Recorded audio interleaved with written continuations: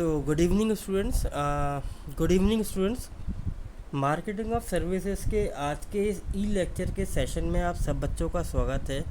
आज अपन lecture number 33 इस topic के अंदर पढ़ेंगे। आपको याद होगा कि हमने लास्ट लेक्चर के अंदर क्या पढ़ा था। हमने सर्वक्वेल समझा था कि सर्वक्वेल किसने डेवलप किया, कौन से 10 पैरामीटर्स थे, रेटर का मतलब क्या था। तो हमने इन सब चीज़ों पे बात करी, कौन कौन से गैप डेवलप होते हैं, हमने इन सब बात को करा। हम अब इस चीज़ को कंटिन्यूशन में करते हैं। देखिए, मैंने आपसे गैप मॉडल की बात की थी। देखिए, सर्विस क्वालिटी को हम लोग गैप मॉडल के नाम से भी जानते हैं। अब आपको यह नज़र आ रहा है। सबसे पहले देखिए कि एक्सपेक्टेड और परसीव्ड, इन दोनों के बीच में एक गैप नज़र आ रहा है।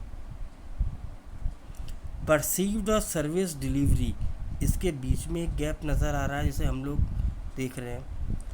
कस्टमर कंपनी का perception regarding the customer expectation और सर्विस डिलीवरी हमें नज़र आ रहा है।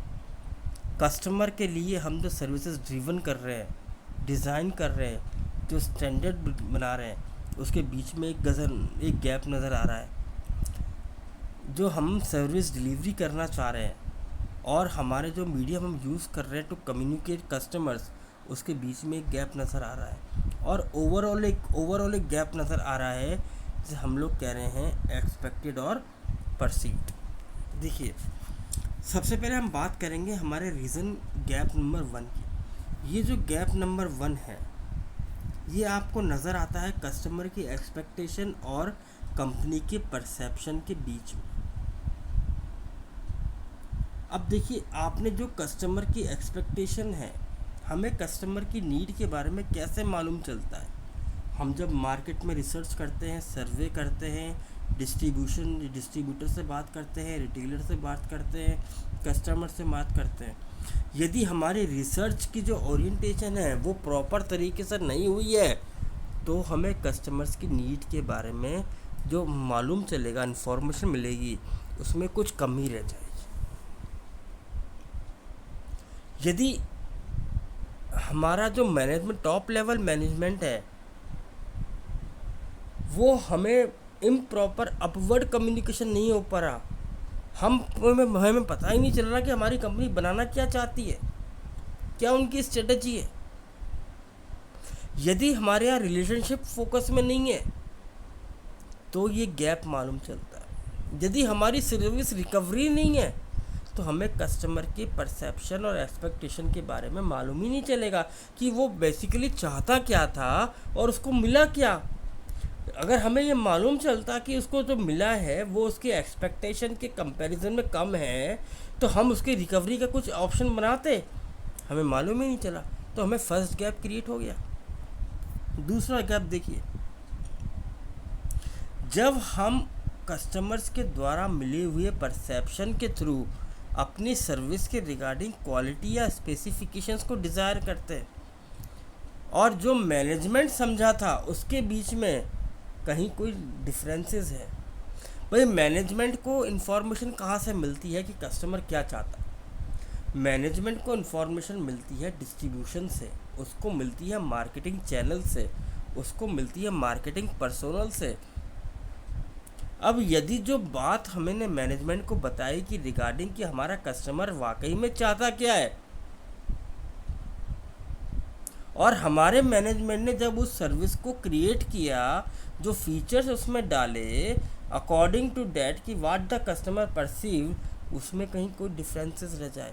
जैसे हमारी सर्विसेज ही अच्छी नहीं बनी, हमने सर्विस के रिगार्डिंग कस्टमर्स के स्टैंडर्ड्स को ध्यान ही नहीं दिया, हमने फिजिकल एविडेंस को ध्यान नहीं दिया, तो कहीं ना कहीं हमारे कस्टमर्स की नीड और उसके परसेप्शन में गैप तो आना स्वाभाविक सी बात है।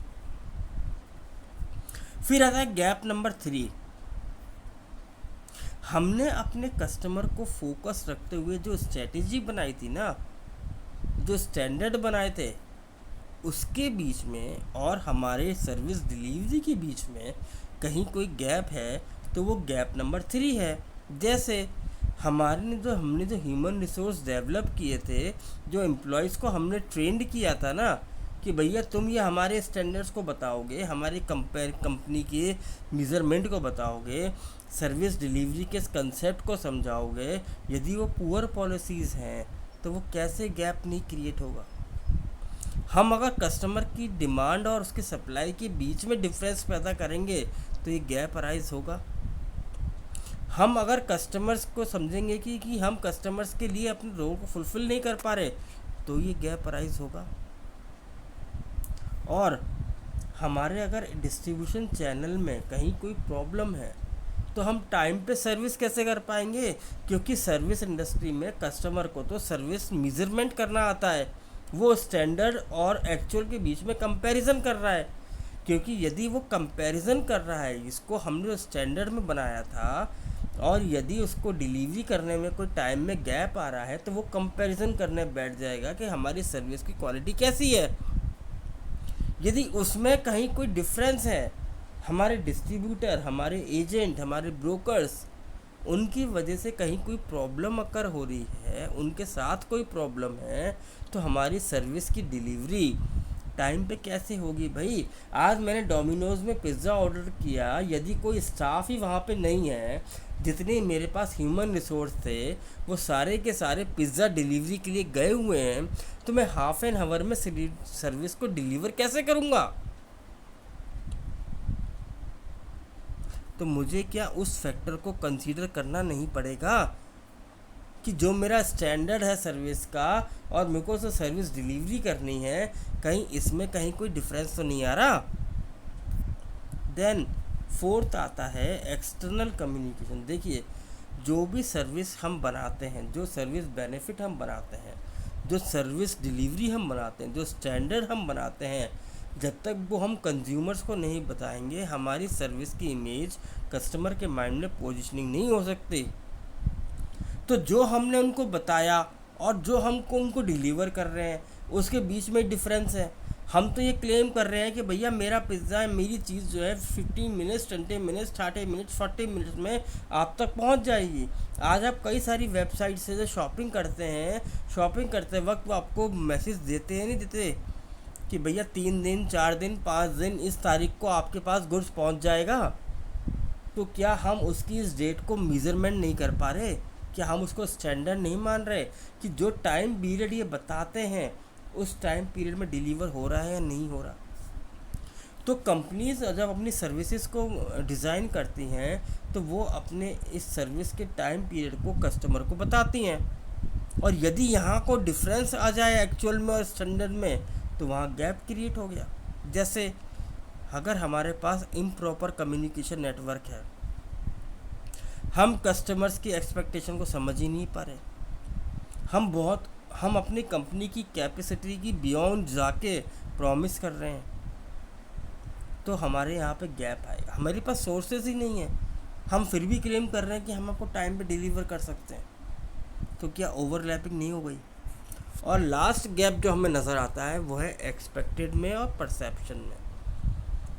देखिए, जब कस्टमर किसी सर्विस को कंज्यूम करता है ना, तो उसको कंज्यूम करने से पहले वो कोई एक्सपेक्टेशन बना लेता है। वो सोच लेता है अपने माइंड में कि जब मैं सर्विस को कंज्यूम करूँगा तो किस लेवल की सर्विसेज मुझे मिलेंगी, और यदि उसको उस लेवल की सर्विसेज के बीच में कहीं कोई डिफरेंस नज़र आता है तो वो मेरे लिए रीज़न नंबर 5 है। उसके फैक्टर्स बहुत सारे हो सकते हैं।